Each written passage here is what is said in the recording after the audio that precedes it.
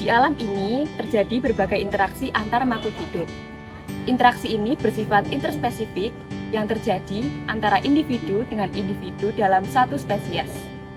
Dalam ekosistem kita, seperti di lahan pertanian jagung, terdapat berbagai contoh interaksi antar organisme yang berperan untuk menjaga keseimbangan. Betul, di sini kita akan melihat bagaimana interaksi seperti komensalisme, kompetisi, dan mutualisme berperan dalam tanaman jagung. Sekaligus, kita akan menganalisis dampaknya terhadap populasi dan ekosistem. Aku ada belum seperti jamur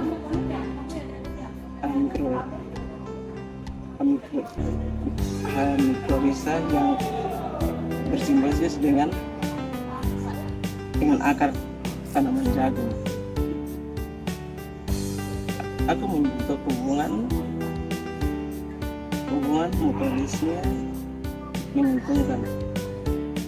Aku membentuk tanaman menyerap nutrien lebih baik, dan sebagai gantinya aku menerima sumber karbohidrat. Dengan bantuanmu, aku bisa tumbuh lebih sehat dan kuat, meskipun tanah di sini kurang subur. Ini contoh nyata interaksi mutualisme yang sangat bermanfaat di bidang pertanian. Terima kasih, Bos. Nah, di sini kita melihat salah satu contoh interaksi interspesifik, yaitu mutualisme. Tanaman jagung dan Gamus agregatum berinteraksi untuk meningkatkan ketahanan tanaman dan produktivitas pertanian. Kami adalah gulma. Kami juga ingin menyerap nutrisi yang sama seperti tanaman jagung. Di sini akan terjadi kompetisi dan kami bersaing untuk mendapatkan cahaya, air, dan nutrisi dari tanah. Benar, jika kita lebih kuat, maka tanaman jagung akan kalah dan tidak akan tumbuh sebaik yang seharusnya. Ini adalah proses interaksi interspesifik yang berkompetisi dan akan berdampak negatif pada tanaman yang dibudidayakan. Wah, kalian benar-benar bisa mengubah pertumbuhanku. Tetapi para petani sering menggunakan herbisida atau metode pengendalian gulma lainnya untuk mengurangi dampak negatif dari kompetisi ini.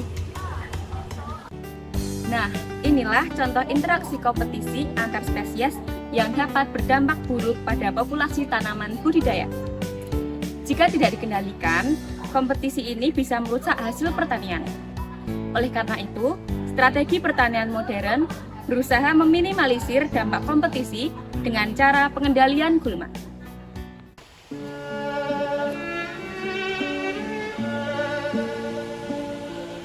Sekarang, aku akan membantu akar tanaman jagung menyerap lebih banyak air dan fosfor. Sebagai jamur mikorhiza, aku akan membentuk hubungan mutualisme dengan tanaman jagung dan meningkatkan penyerapan nutrisi.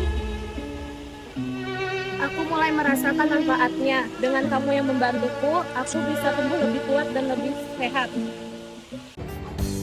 Mikorhiza adalah contoh lain dari pemanfaatan interaksi organisme dalam bidang pertanian, di mana hubungan mutualisme meningkatkan produktivitas tanaman dan ketahanan terhadap kondisi lingkungan yang kurang ideal.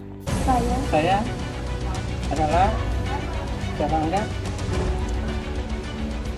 penuansa hama.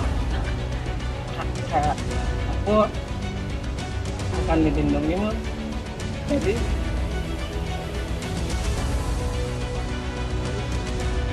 dari hama.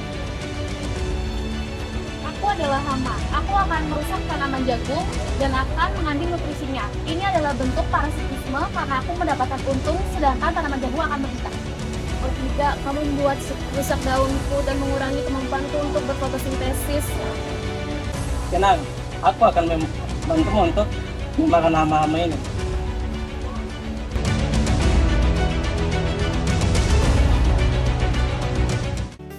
Inilah contoh predasi dan parasitisme yang sering terjadi dalam ekosistem. Dalam bidang kesehatan tanaman, pengendalian hama secara alami dengan serangga predator dapat mengurangi kerusakan pada tanaman tanpa menggunakan bahan kimia. Semua interaksi yang terjadi, mulai dari kompetisi, mutualisme, predasi, dan parasitisme, memiliki dampak penting bagi populasi dan komunitas dalam ekosistem. Misalnya, terlalu banyak terdapat gulma dan hama pada tanaman akan merusak tanaman itu sendiri. Sementara itu, keberadaan mikorhiza meningkatkan produktivitas pertanian. Betul. Dalam konteks masyarakat, kita bisa memanfaatkan interaksi alam seperti predasi dan mutualisme untuk menjaga ekosistem baik di lahan pertanian maupun di alam liar. Nah, jadi itulah interaksi yang terjadi antara berbagai organisme dalam ekosistem ini.